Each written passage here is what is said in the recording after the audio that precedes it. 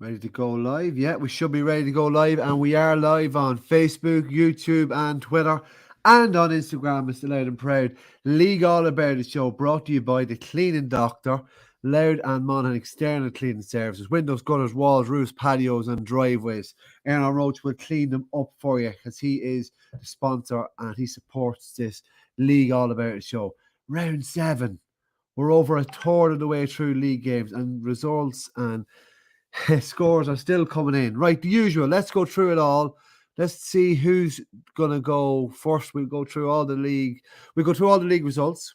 We'll get into the games, and then we'll do permutations at the end in terms of the league table under the Hollywood Division, Hollywood Development League tables, and then we will give a performance of the week as well. There's a couple of teams always pop up. A lot of games played early on in the weekend, Thursday night games, 4 on Friday night, and then there's still actually one playing at the moment. The Clans are playing Roach, kind of a local derby. That threw in at 7 o'clock. So we will try and maybe get a bit of a result at the end, or maybe midway through that game. But yeah, 7 o'clock on a Sunday, that's a long way for those players after a hell of a weekend of sport in terms of Champions League finals, rugby finals, provincial finals. I'm exhausted even after that Derry Donegal game. Out of episode 199 of the Loud and Proud podcast, which will double up as this League All About It show. If you can't watch it, you can listen to the show back. I'll be touching on this week ahead. I'll have Mick Foley on the podcast, the Sunday Times sports editor, or sports GA writer. He's going to come on and talk about Cork. He's a Cork native. I'm going to give my team for that big game against Cork. And we had a massive reaction to the podcast that went out, and probably a lot of more people will react to it. And that I did yesterday with Jimmy Murray, his talking about his gambling addiction. Massive feedback, and a lot of people got in touch with myself and Jimmy. Hopefully it'll help a few people out to hear the struggles and the sheer honesty, and just it's emotional at times just to go through it, and just how it affects people and how it affected Jimmy. I actually learned a lot about it as well, in terms of how gambling and how any addiction affects people. It's very, very touching at times, but I'm very proud of Jimmy for coming on and chatting about it. Hopefully he can help a few other people out. Right, that's all that's to come, and that's all that has been on patreon.com/loud and proud. Sign up now if you haven't. I really think you urge you to do it and get up for the Cork game next week, because it's massive. But then on the local scene, like Jimmy, and then we'll have the League All About It show. And probably it's nearly time to pick a team of the league. I have suggestions, but people are sending stuff in as we speak. Right, Division 1 results. 5 home wins. One outlier, that was the Geraldines. They beat the Brides 110-18 in Knockbridge today. The Mocktas beat Cooley 14 points to 1-5. The Jocks beat Maddock Rangers 14 points to 1-8, or 15 points to 1-8. RD, I had a bit of an incorrect scoreline during the week. I had the scoreline swapped the way around. A lot of RD people let me know, and it's great. I really appreciate people letting me know if I have the wrong result up. So if I have anything wrong or anything right, do let me know. RD won 315 to 112. I'll tell you who got the goals for RD and the Dreadnoughts goal shortly. The Pats 2-8 to 2-6 winners over the Mahonys, another former senior final. The Blues, they remain on top. I'll talk about the permutation in a second. They beat the Feckins, another local derby, 13 points to 1-7 on Thursday night. Division 2, the O'Connells, what a win. 5 goals and 13 points against the Plunkets, 110. The Joes were beaten at home by the Kevins, 13 points to 7. The O'Reillys, big scoreline, a lot of goals to go through. I'm going to tell you each and every one of them. 8-16 to 3-8 winners over the Finbars, who seem to be struggling in Division 2.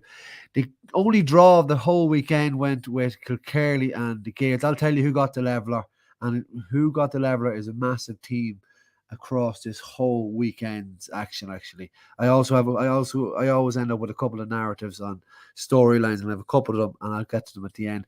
The Young Irelanders, they continue to reign. They got 13 points against Hunterstown. Still waiting on their scores, actually.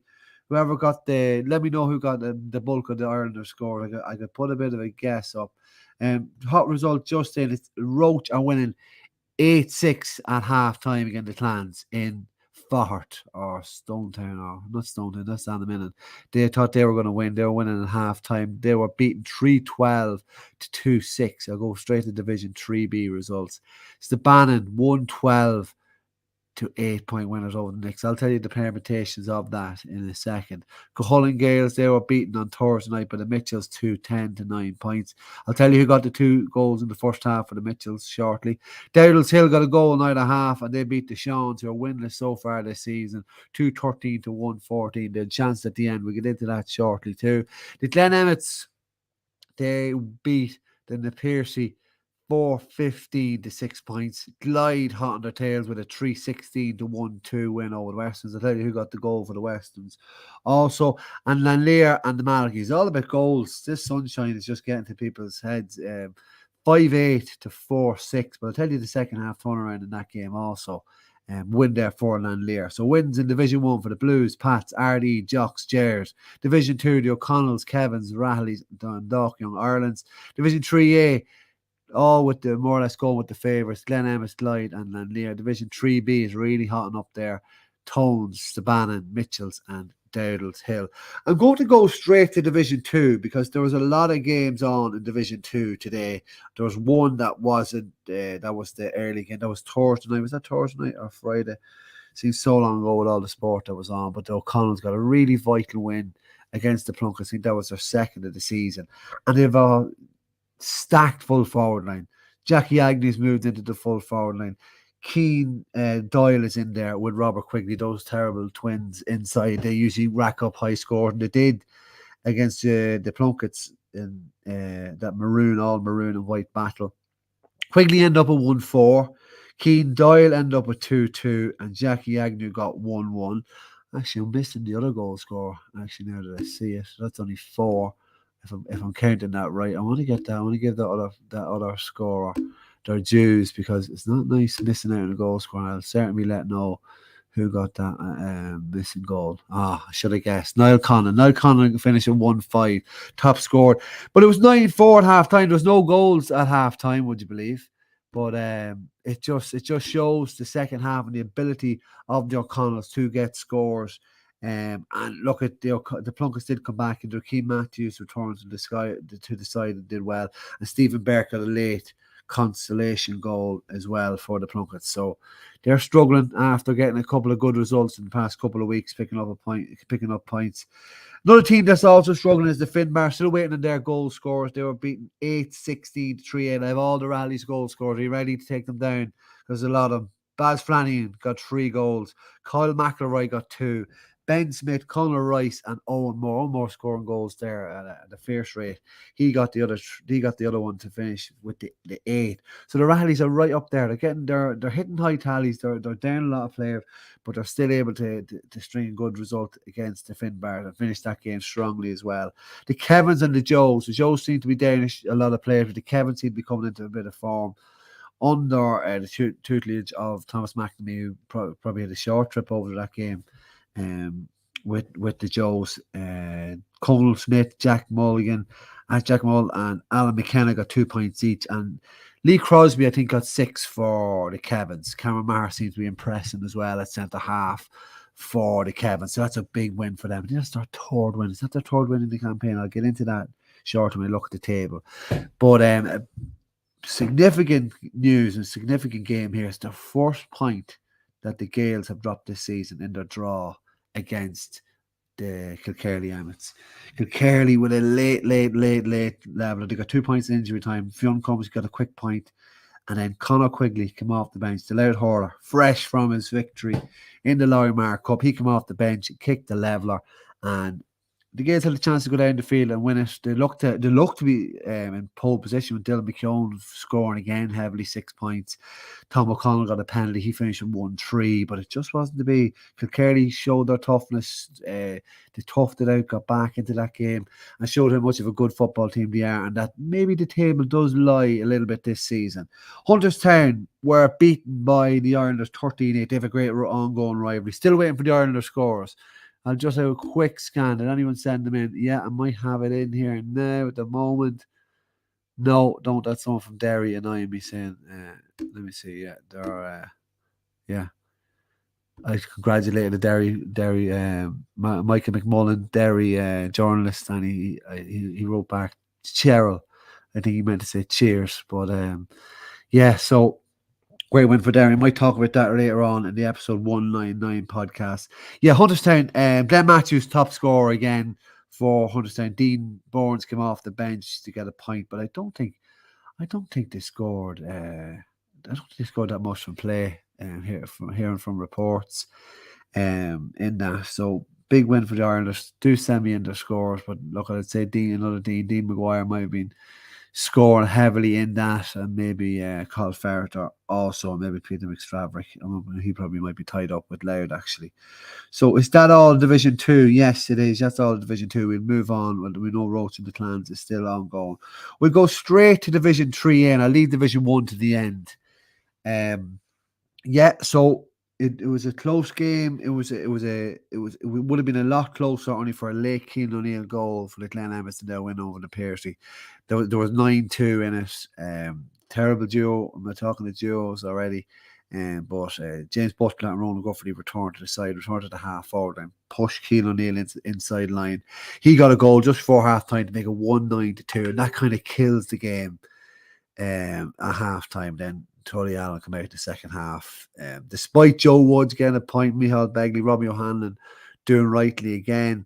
Damien Grimes gets 2 goals, and then Alex Carlin as well continues his good form of late. And then Glide, they had a comprehensive victory. Trevor Brian Duffy gets 2 goals in the first half.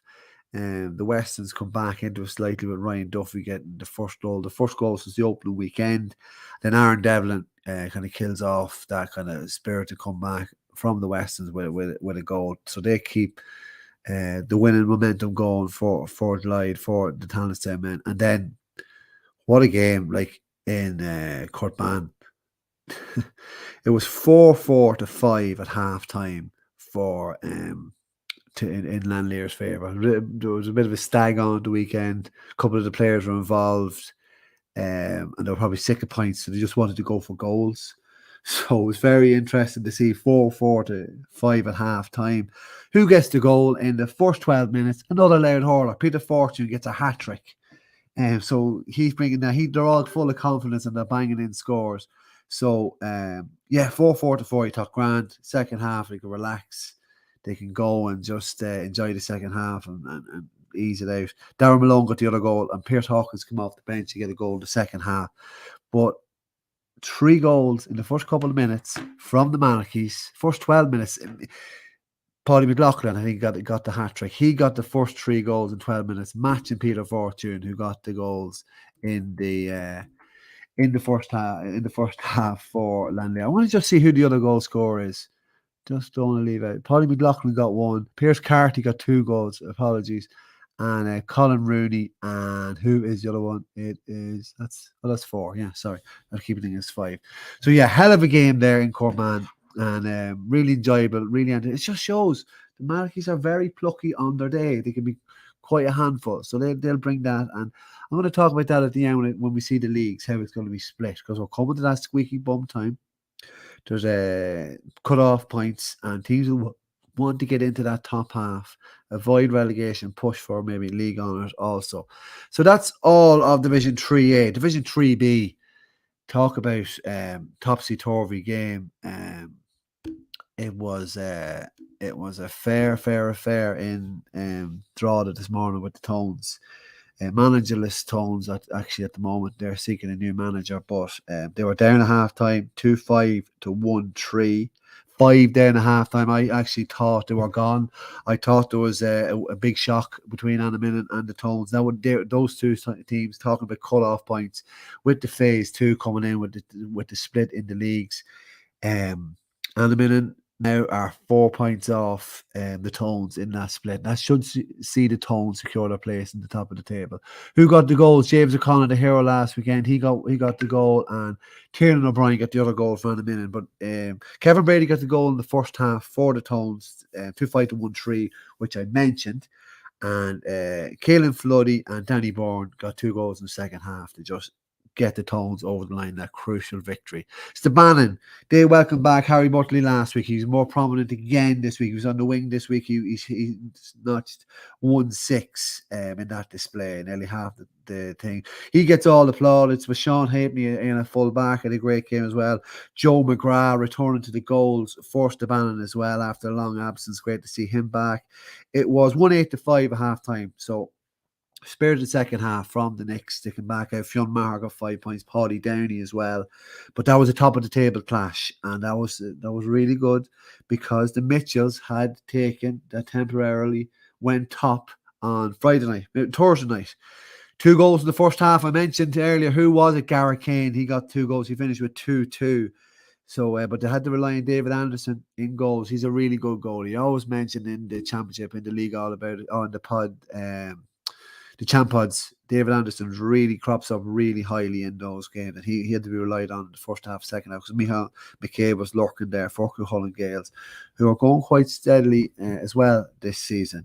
In the other game, Thursday night game, the Dowdlers, they beat the Shawns at 1-8 ahead of half time. Paul Gill, reliable player, kind of a good stalwart with Dowdlers. He got the first half goal. David O'Neill tried to keep the Shawns in touch. They had no subs. They're down to the bare 15. A lot of injuries, 6 or 7 lads out injured for the Shawns. His left boot got a couple of scores. Cormac Walsh gets a goal in the second half just to pull it back, make it very interesting for the Shawns and the Dowdlers. But Niall McManus, again, can be relied on for Dowdlers. He killed the game off as a contest. Right, so we're getting now. Oh, I have just the scores in. Let me see. Do I have? Yeah, I have total scores. Hugh Osborne got a goal. Connor Osborne got a goal, and trying to see who got the other goal. I think it was Kieran Markey, but I can't be sure because I can't really read the report that I got in. But yeah, so we continue on to Division 1.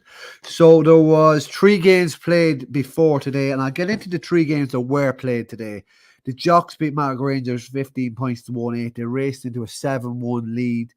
Jack Murphy was probably the difference in the game.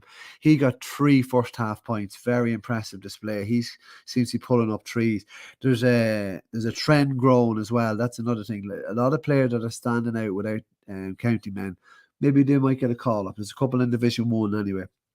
But Liam Flynn, to be fair, pulled Mark right back into the game, pulled them level in the first few minutes, first part, what would you say, the third quarter of that game.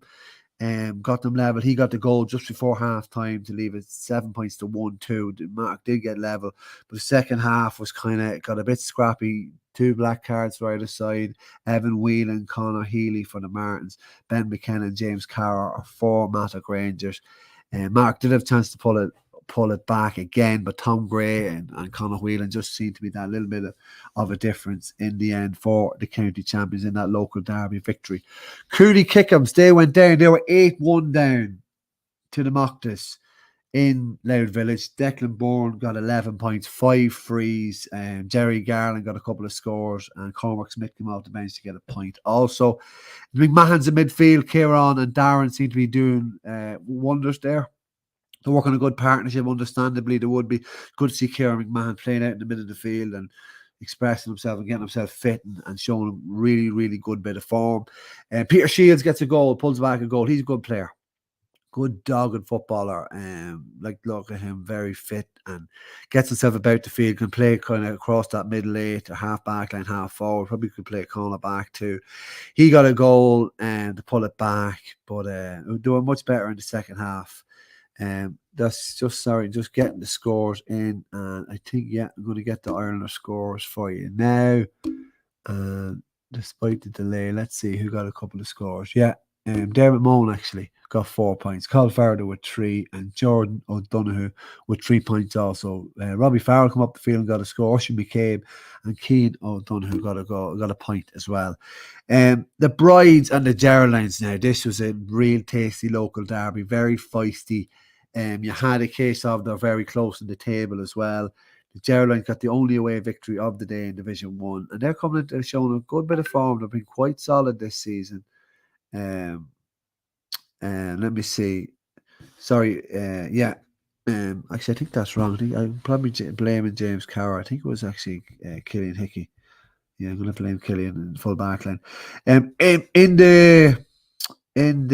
that local derby between the Brides and the Geraldines are going to take all the local bragging rights. Michael Rogers got 1-1. Shane O'Hanlon, I think he top scored with 4 points.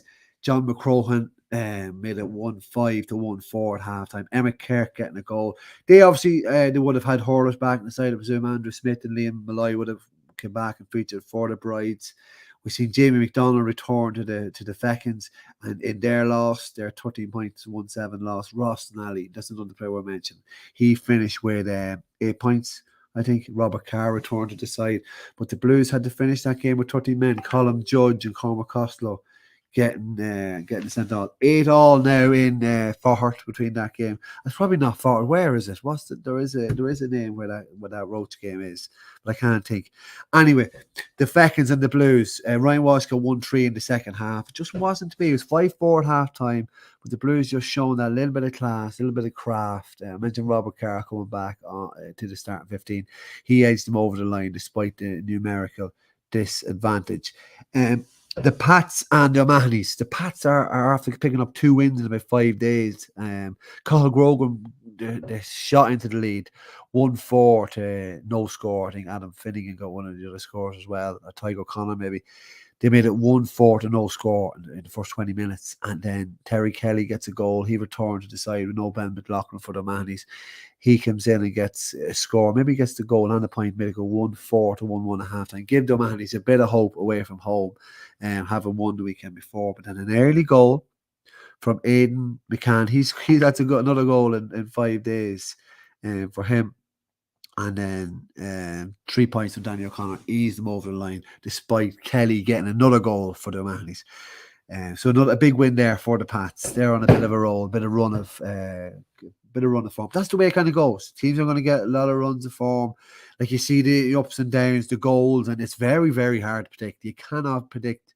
You'd be mad if you're going to predict it, but obviously there's only one outlier there, that the Blues seem to be steamrolling teams and getting over the line and doing just enough, despite their kind of loss of county players as well, not playing this season. Doesn't seem to have affected them as much as others. And similar, you can probably say the same about the Brides as well, have been affected, same as the Fechins, with hurlers and fopplers.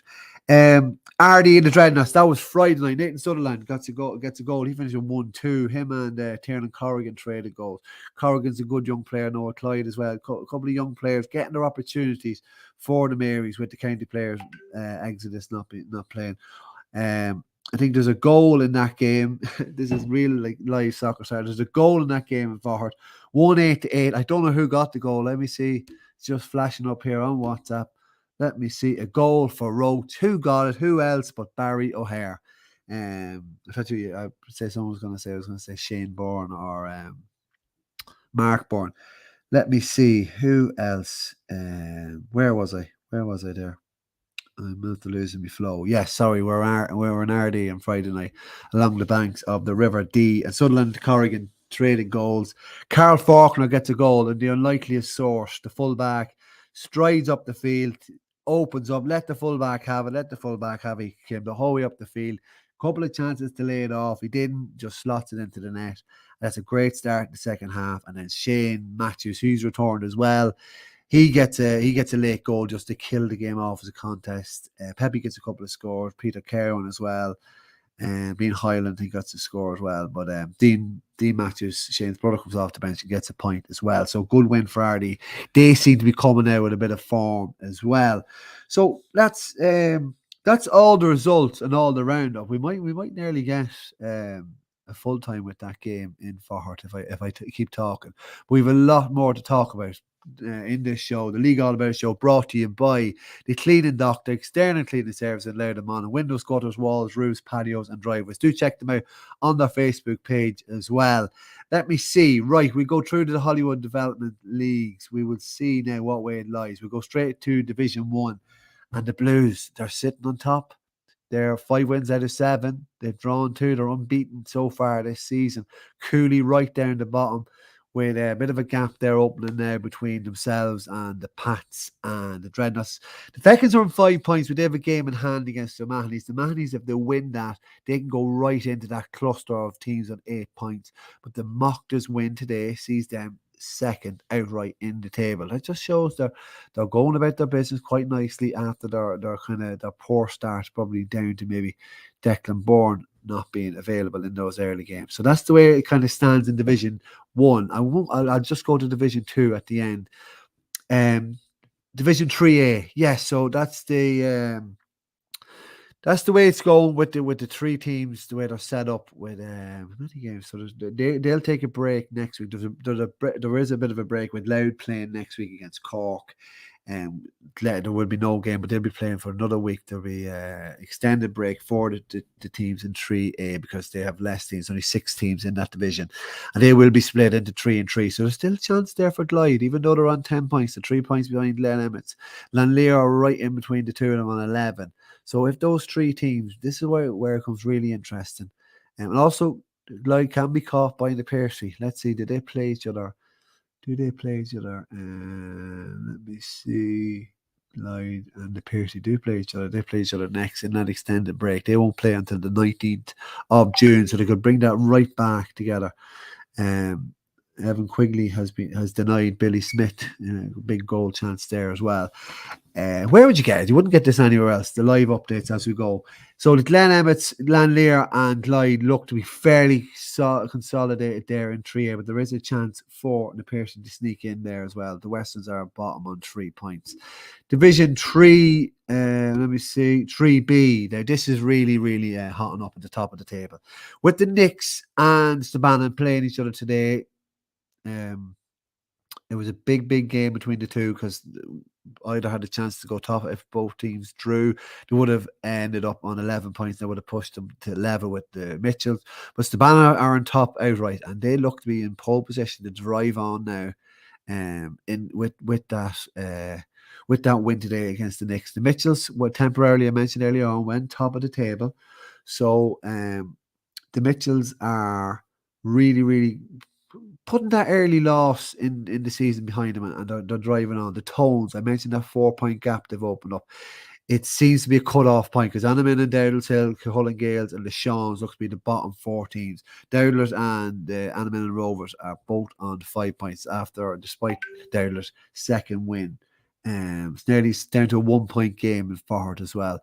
But yeah, so that 4-point gap has opened up. And then in Division 2, let's have a look at that now. The Gales, they dropped their first point of the season, but they're still top outright by 2 points ahead of the Irelanders. The Irelanders, they're a team that's quietly going about their business and pushing themselves right up there as well in the mix. In the bottom, you have you have 3 teams now. Kilkerley tried as they might today with that point to season joint level with 3 at the bottom. 3 teams at the bottom makes it interesting in terms of head-to-head. That goes out the window, so it goes down the point difference. Kilkerley and the Plunkets and the Finbars, so it all goes down, and the Finbars point difference wouldn't be great after today, conceding 8 goals, 24 points. So they are down on the bottom, and the O'Connells are just above them. That's a vital win to separate them from the Plunkets. But then at that cut-off point, you have Hunterstown and Roach. Roach could go in there if they win. They can go up at 8 points and push Hunterstown below the Clans. But the Clans can push right up to joint third if they come back and win as well. But it looks like the O'Rahilly's 9 points, the Irelanders and the Dundalk Gales seems to be the team. Those would be the teams you pick, but some win for the Kevins. They're right in the mix as well with 4 wins. That pushing them to 8 points. So that's it. That is the League All About show brought to you by the Cleaning Doctor, external cleaning service in Louth Monaghan. You have wins for the Blues, Pats, RD, Jocks, Mockters and Geraldines. The O'Connells, Kevins, the Rahleys and the Irelanders win in Division 2. Possibly Roach, or probably might be a draw. I'll update you as well, like I do on the Patreon page. If you don't sign up, it'll be there. It's there for free anyway. You get that update. Kilkerley and the Gales drew, and then in Division 3A, the Glen Emmets, Clyde and Lanlear won. The Tones, Stabannon, Mitchells won, and Dowdall's Hill as well. Performance of the weekend, scoreline of the weekend. Oh, who will I give this to? You can give it to the Pats for their big win. Their big win at home, another win at home. Push them right up there, kind of get them away from the foot of the table. Takes them from 1 point to 5 points in a matter of days. is that like performance levels alone, 8 goals in a game for the Rallies. Then we know they can shoot their lights out. The O'Connells as well, that's a vital win to push them above the Plunkets as well. Lanlear, first half performance, Peter Fortune's first half hat-trick in 12 minutes. The Tone second half performance, the Bannon winning that top of the table clash. Maybe I'll give it this to Bannon in 3B. Mark, he said a good performance despite the loss. But yeah, Lanlear in 3A. The Kevins in Division 2.